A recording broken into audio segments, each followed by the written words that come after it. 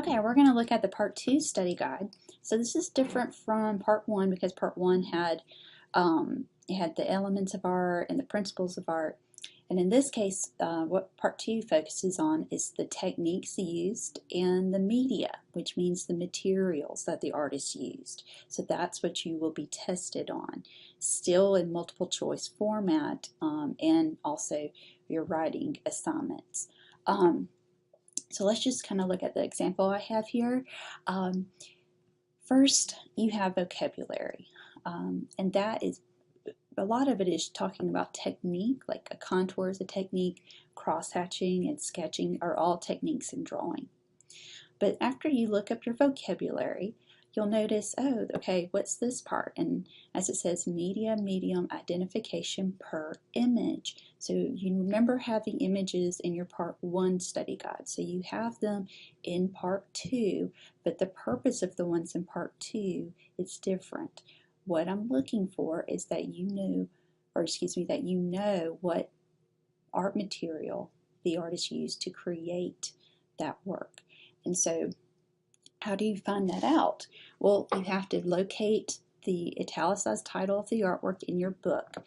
So for example, this is the self-portrait, and if you look in the margin, it has the title of the artist, but it also tells you what the artist used to make it. And I underlined the word graphite here. So graphite, that's what was used. You would need to write graphite beside her self-portrait.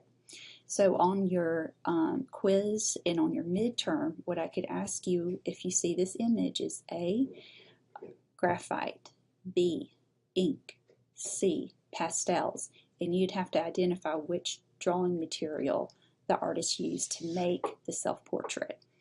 And so you just, again, know the vocabulary and then know what art materials go with each art image.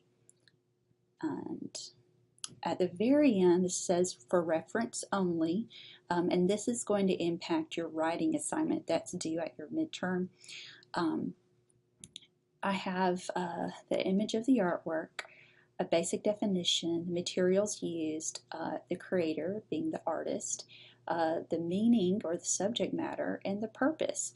So there are these three categories: traditional, fine art, traditional craft, and contemporary fine art and craft. So what you would learn by seeing this is that what makes something considered high art or fine art, and then why is it that some artworks are considered crafty, and then what are artists today.